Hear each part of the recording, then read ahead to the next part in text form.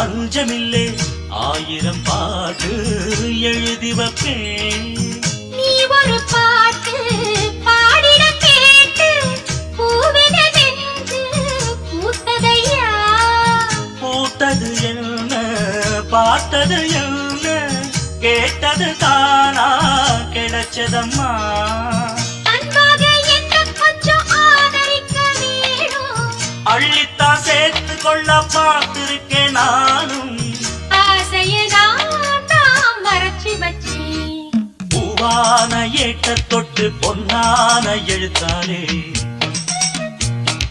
கண்ணான கண்ணுக்கு ஒரு கடுதாசி போட்டேனே.